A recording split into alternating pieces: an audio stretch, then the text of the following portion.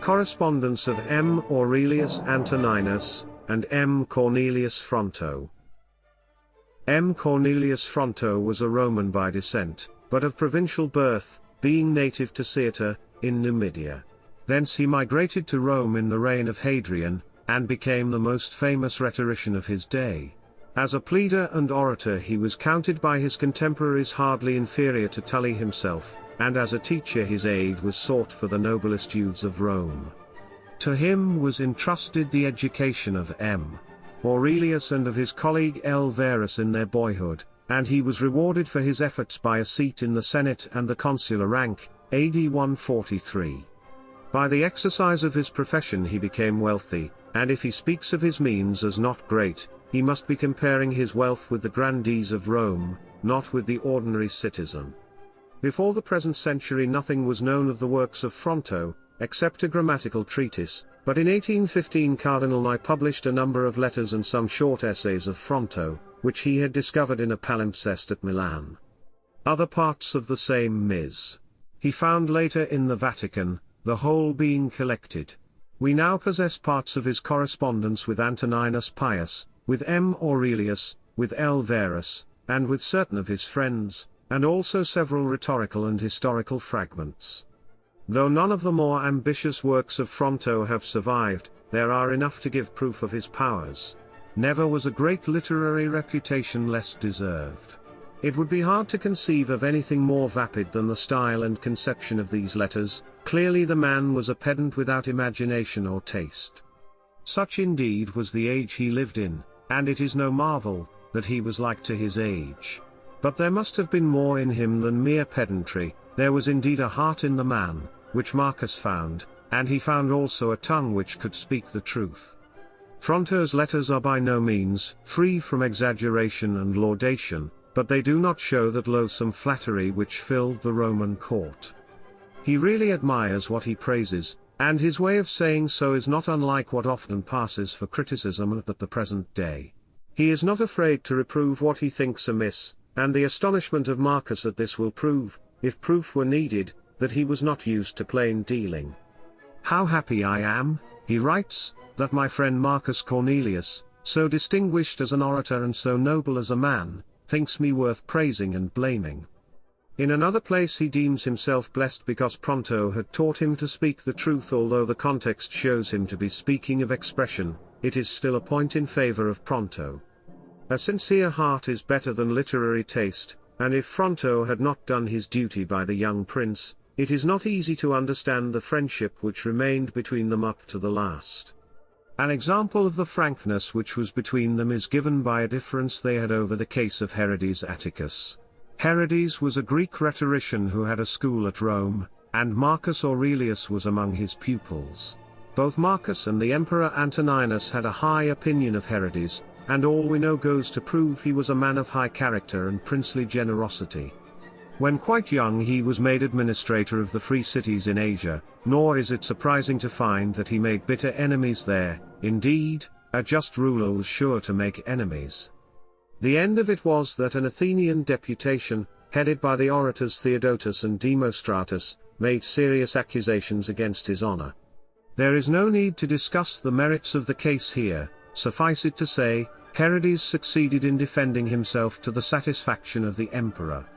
Fronto appears to have taken the delegate's part, and to have accepted a brief for the prosecution, urged to some extent by personal considerations, and in this cause Marcus Aurelius writes to Fronto as follows. Aurelius Caesar to his friend Fronto, greeting. I know you have often told me you were anxious to find how you might best please me. Now is the time, now you can increase my love towards you, if it can be increased. A trial is at hand, in which people seem likely not only to hear your speech with pleasure, but to see your indignation with impatience. I see no one who dares give you a hint in the matter, for those who are less friendly, prefer to see you act with some inconsistency, and those who are more friendly, fear to seem too friendly to your opponent if they should dissuade you from your accusation. Then again, in case you have prepared something neat for the occasion, they cannot endure to rob you of your harangue by silencing you. Therefore, whether you think me a rash counselor, or a bold boy, or too kind to your opponent, not because I think it better, I will offer my counsel with some caution. But why have I said, offer my counsel? No, I demand it from you, I demand it boldly, and if I succeed, I promise to remain under your obligation. What? You will say, if I am attacked, shall I not pay tit for tat? Ah, but you will get greater glory, if even when attacked you answer nothing. Indeed, if he begins it, answer as you will and you will have fair excuse, but I have demanded of him that he shall not begin, and I think I have succeeded.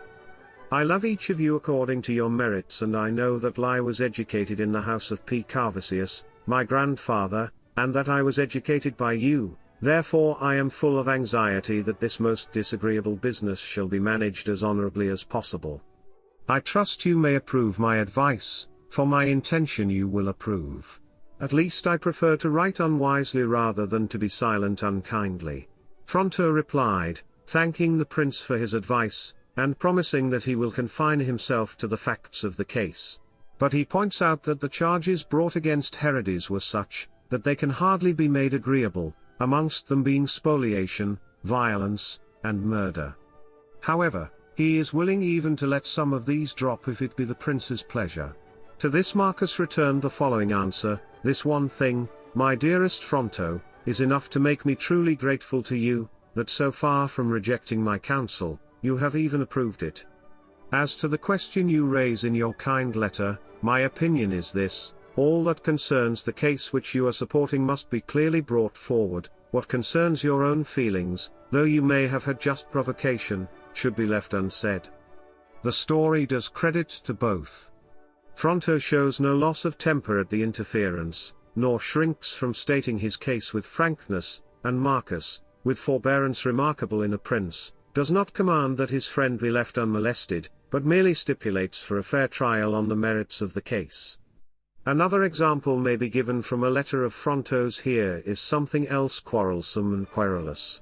I have sometimes found fault with you in your absence, somewhat seriously in the company of a few of my most intimate friends, at times, for example, when you mixed in society with a more solemn look than was fitting, or would read books in the theatre or in a banquet, nor did I absent myself from theatre or banquet when you did. Then I used to call you a hard man, no good company, even disagreeable, sometimes, when anger got the better of me. But did anyone else in the same banquet speak against you, I could not endure to hear it with equanimity.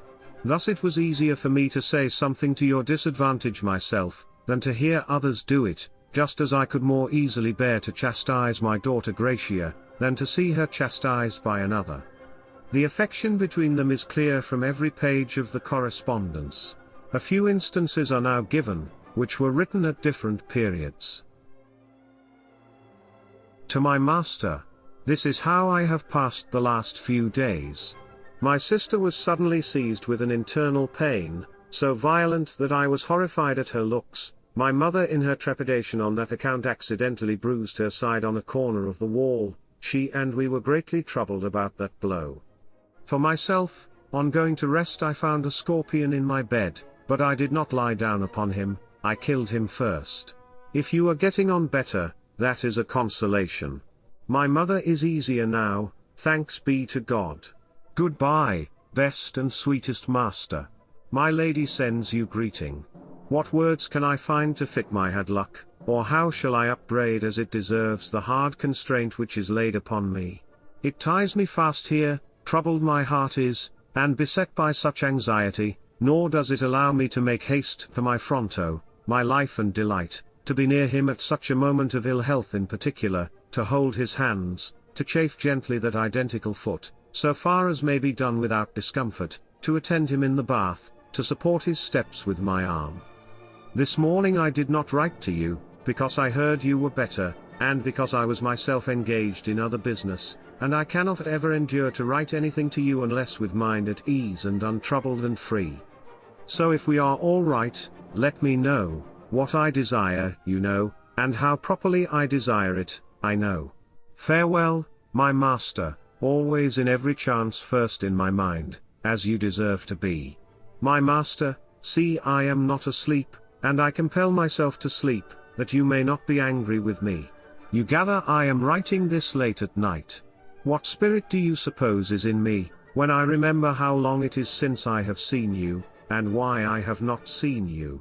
And it may be I shall not see you for a few days yet, while you are strengthening yourself, as you must.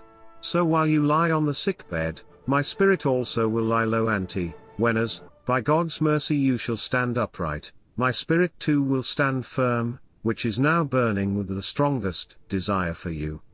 Farewell, soul of your prince, your pupil. O my dear Fronto, most distinguished consul. I yield, you have conquered, all who have ever loved before, you have conquered out and out in love's contest. Receive the victor's wreath, and the herald shall proclaim your victory aloud before your own tribunal. M. Cornelius Fronto, consul, wins, and is crowned victor in the open international love race. But beaten though I may be, I shall neither slacken nor relax my own zeal. Well, you shall love me more than any man loves any other man, but I, who possess a faculty of loving less strong, shall love you more than anyone else loves you, more indeed than you love yourself. Gratia and I will have to fight for it, I doubt I shall not get the better of her. For, as Plautus says, her love is like rain, whose big drops not only penetrate the dress, but drench to the very marrow. Marcus Aurelius seems to have been about 18 years of age when the correspondence begins, Fronto being some 30 years older. The systematic education of the young prince seems to have been finished, and Fronto now acts more as his advisor than his tutor.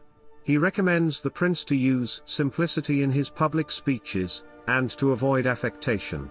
Marcus devotes his attention to the old authors who then had a great vogue at Rome, Ennius, Plautus, Naevius, and such orators as Cato and Gracchus. Fronto urges on him the study of Cicero, whose letters, he says, are all worth reading. When he wishes to compliment Marcus he declares one or other of his letters has the true Tullian ring. Marcus gives his nights to reading when he ought to be sleeping. He exercises himself in verse composition and on rhetorical themes. It is very nice of you, he writes to Fronto, to ask for my hexameters. I would have sent them at once if I had them by me. The fact is my secretary, Anicetus, you know who I mean, did not pack up any of my compositions for me to take away with me. He knows my weakness, he was afraid that if I got hold of them I might, as usual, make smoke of them. However, there was no fear for the hexameters. I must confess the truth to my master, I love them. I study at night, since the day is taken up with the theatre. I am weary of an evening, and sleepy in the daylight, and so I don't do much. Yet I have made extracts from 60 books, 5 volumes of them, in these latter days. But when you read, remember that the 60 includes plays of Novius, and farces, and some little speeches of Scipio. Don't be too much startled at the number. You remember your Polemon, but I pray you do not remember Horace, who has died with polio as far as I am concerned. Farewell, my dearest and most affectionate friend, most distinguished consul and my beloved master, whom I have not seen these 2 years. Those who say 2 months, count the days. Shall I ever see you again? Sometimes Fronto sends him a theme to work up, as thus, M. Lucilius, tribune of the people, violently throws into prison a free Roman citizen, against the opinion of his colleagues who demand his release. For this act he is branded by the censor. Analyze the case, and then take both sides in turn, attacking and defending. Or again, a Roman consul, doffing his state robe, dons the gauntlet and kills a lion amongst the young men at the Quinquatrus in full view of the people of Rome. Denunciation before the censors. The prince has a fair knowledge of Greek, and quotes from Homer, Plato, Euripides, but for some reason Fronto dissuaded him from this study.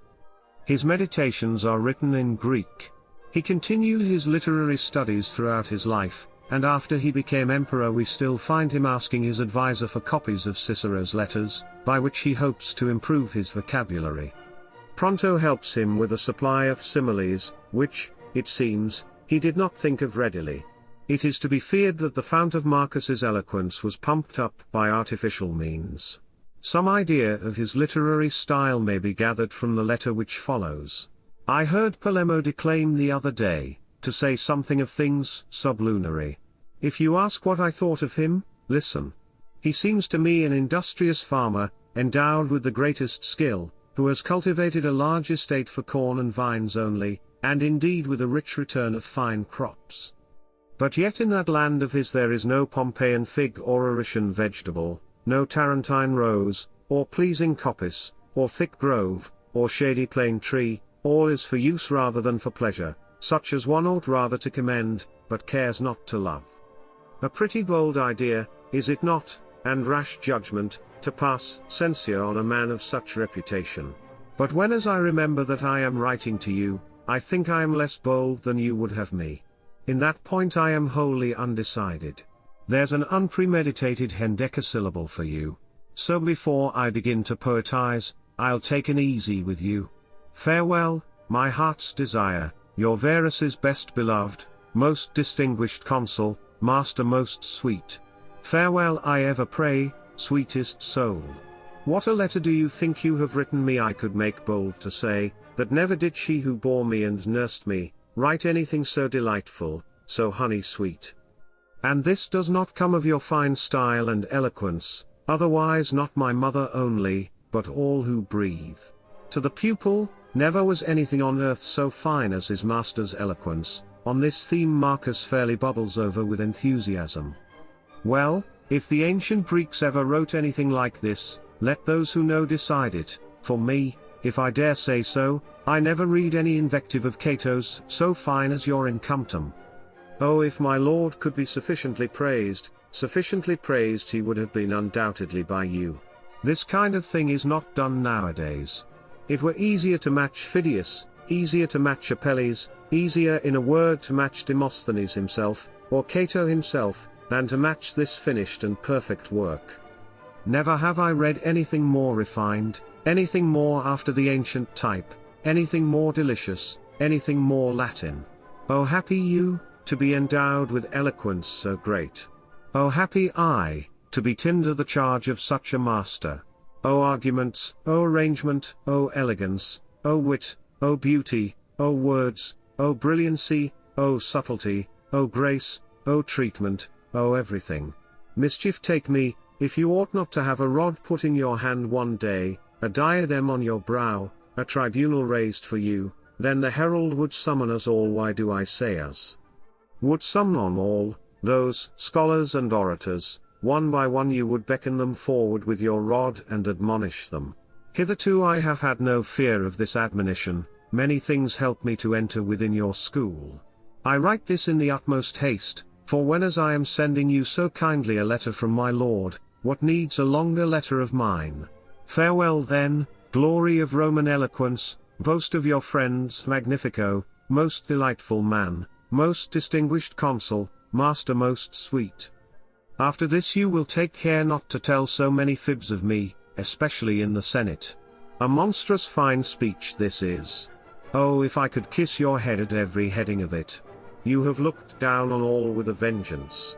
This oration once read, in vain shall we study, in vain shall we toil, in vain strain every nerve. Farewell always, most sweet master. Sometimes Fronto descends from the heights of eloquence to offer practical advice, as when he suggests how Marcus should deal with his suite. It is more difficult, he admits, to keep courtiers in harmony than to tame lions with a lute, but if it is to be done, it must be by eradicating jealousy. Do not let your friends, says Fronto, envy each other, or think that what you give to another is filched from them. Keep away envy from your suite, and you will find your friends kindly and harmonious. Here and there we meet with allusions to his daily life, which we could wish to be more frequent. He goes to the theatre or the law courts, or takes part in court ceremony, but his heart is always with his books.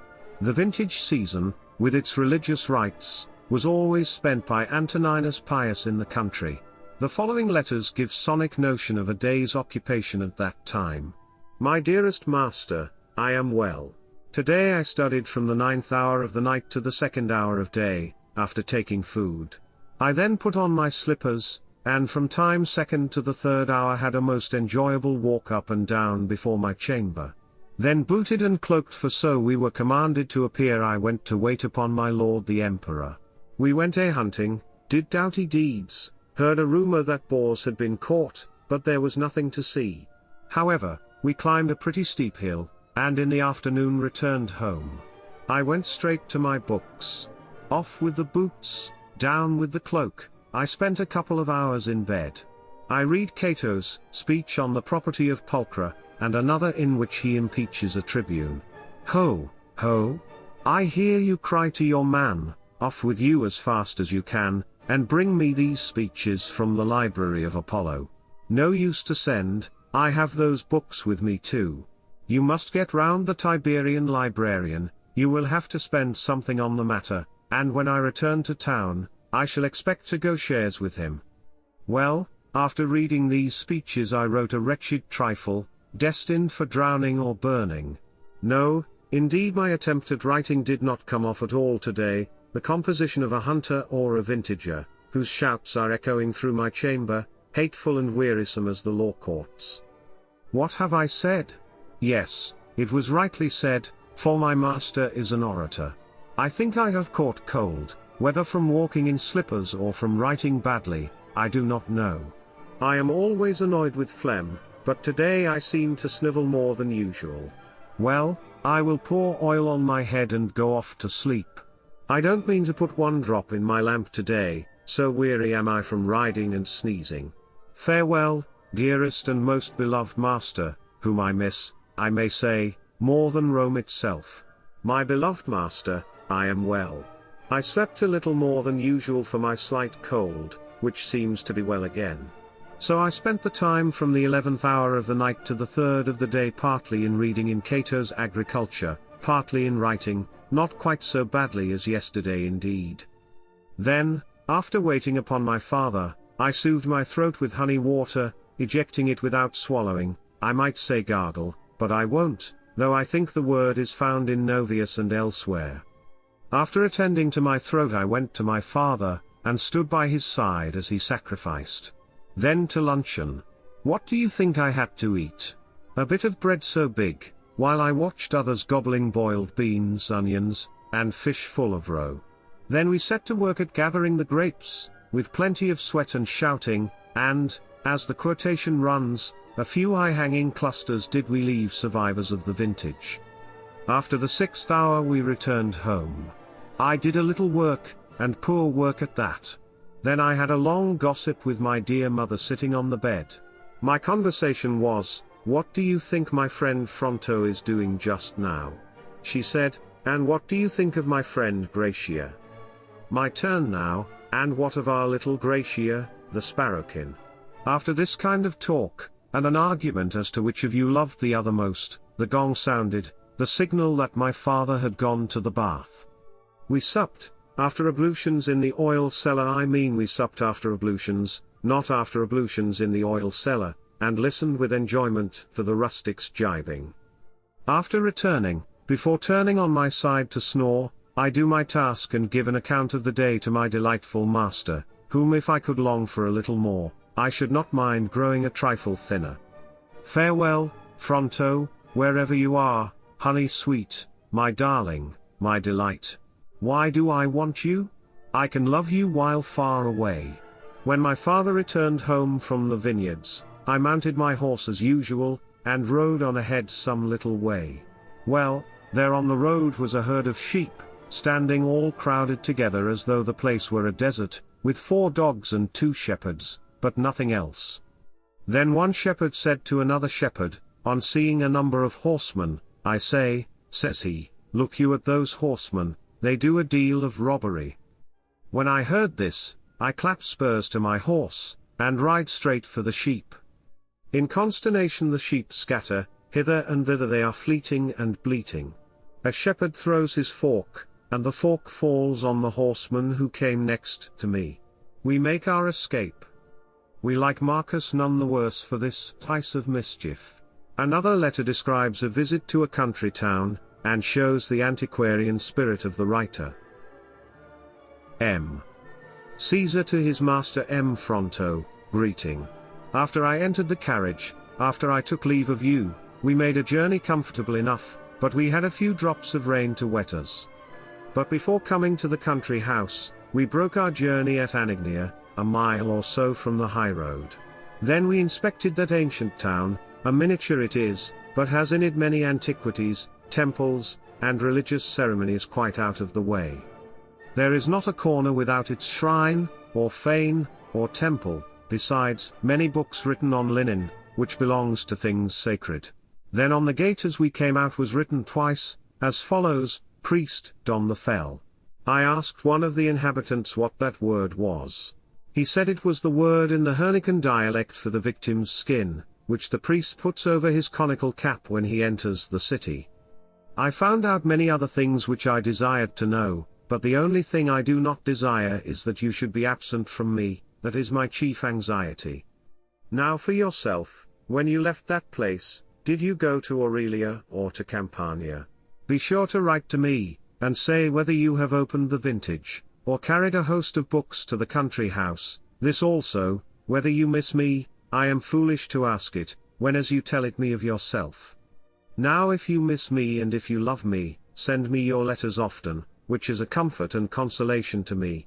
Indeed I should prefer 10 times to read your letters than all the vines of Gorus or the Marsians, for these Signian vines have grapes too rank and fruit too sharp in the taste, but I prefer wine to must for drinking. Besides, those grapes are nicer to eat dried than fresh ripe, I vow I would rather tread them underfoot than put my teeth in them. But I pray they may be gracious and forgiving, and grant me free pardon for these jests of mine. Farewell, best friend, dearest, most learned, sweetest master. When you see the must ferment in the vat, remember that just so in my heart the longing for you is gushing and flowing and bubbling. Goodbye. Making all allowances for conventional exaggerations, it is clear from the correspondence that there was deep love between Marcus and his preceptor. The letters cover several years in succession, but soon after the birth of Marcus's daughter, Faustina, there is a large gap. It does not follow that the letters ceased entirely, because we know part of the collection is lost, but there was probably less intercourse between Marcus and Fronto after Marcus took to the study of philosophy under the guidance of Rusticus. When Marcus succeeded to the throne in 161, the letters begin again, with slightly increased formality on Fronto's part, and they go on for some 4 years, when Fronto, who has been continually complaining of ill health, appears to have died. One letter of the later period gives some interesting particulars of the emperor's public life, which are worth quoting. Fronto speaks of Marcus's victories and eloquence in the usual strain of high praise, and then continues. The army when you took it in hand was sunk in luxury and revelry, and corrupted with long inactivity. At Antiochia the soldiers had been wont to applaud at the stage plays, knew more of the gardens at the nearest restaurant than of the battlefield. Horses were hairy from lack of grooming, horsemen smooth because their hairs had been pulled out by the roots. A rare thing it was to see a soldier with hair on arm or leg. Moreover, they were better dressed than armed, so much so, that Laelianus Pontius, a strict man of the old discipline, broke the cuirasses of some of them with his fingertips, and observed cushions on the horses' backs. At his direction the tufts were cut through, and out of the horsemen's saddles came what appeared to be feathers plucked from geese. Few of the men could vault on horseback, the rest clambered up with difficulty by aid of heel and knee and leg. Not many could throw a lance hurtling, most did it without force or power, as though they were things of wool. Dicing was common in the camp, sleep lasted all night, or if they kept watch it was over the wine cup. By what regulations to restrain such soldiers as these, and to turn them to honesty and industry, did you not learn from Hannibal's sternness, the discipline of Africanus, the acts of Metellus recorded in history? After the preceptorial letters cease, the others are concerned with domestic events, health and sickness, visits or introductions, birth or death. Thus the emperor writes to his old friend, who had shown some diffidence in seeking an interview. To my master. I have a serious grievance against you, my dear master, yet indeed my grief is more than my grievance, because after so long a time I neither embraced you nor spoke to you, though you visited the palace, and the moment after I had left the prince my brother. I reproached my brother severely for not recalling me, nor durst he deny the fault. Fronto again writes on one occasion, I have seen your daughter. It was like seeing you and Faustina in infancy, so much that his charming her face has taken from each of yours. Or again, at a later date, I have seen your chicks, most delightful sight that ever I saw in my life, so like you that nothing is more like than the likeness. By the mercy of heaven they have a healthy color and strong lungs. One held a piece of white bread, like a little prince, the other a common piece, like a true philosopher's son. Marcus, we know, was devoted to his children. They were delicate in health, in spite of Fronto's assurance, and only one son survived the father. We find echoes of this affection now and again in the letters. We have summer heat here still, writes Marcus, but since my little girls are pretty well, if I may say so, it is like the bracing climate of spring to us. When little Faustina came back from the valley of the shadow of death, her father at once writes to inform Fronto. The sympathy he asks he also gives, and as old age brings more and more infirmity, Marcus becomes even more solicitous for his beloved teacher. The poor old man suffered a heavy blow in the death of his grandson, on which Marcus writes, I have just heard of your misfortune. Feeling grieved as I do when one of your joints gives you pain, what do you think I feel, dear master, when you have pain of mind? The old man's reply, in spite of a certain self-consciousness, is full of pathos. He recounts with pride the events of a long and upright life, in which he has wronged no man, and lived in harmony with his friends and family. His affectations fall away from him, as the cry of pain is forced from his heart. Many such sorrows has fortune visited me with all my life long. To pass by my other afflictions, I have lost 5 children under the most pitiful conditions possible. For the 5 I lost one by one when each was my only child, suffering these blows of bereavement in such a manner that each child was born to one already bereaved. Thus I ever lost my children without solace, and got them amidst fresh grief.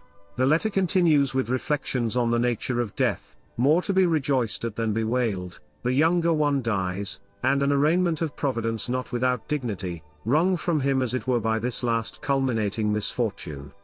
It concludes with a summing up of his life in protest against the blow which has fallen on his grey head.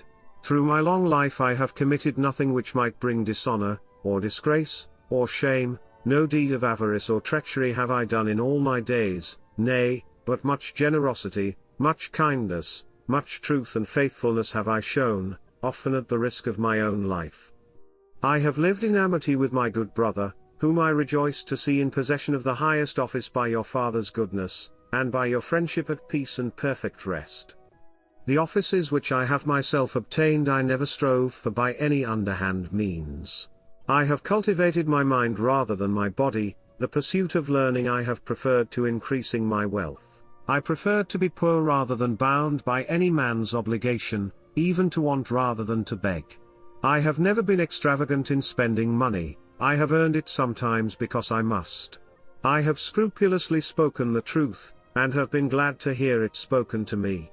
I have thought it better to be neglected than to fawn, to be dumb than to feign, to be seldom a friend than to be often a flatterer. I have sought little, deserved not little. So far as I could, I have assisted each according to my means. I have given help readily to the deserving, fearlessly to the undeserving. No one by proving to be ungrateful has made me more slow to bestow promptly all benefits I could give, nor have I ever been harsh to ingratitude.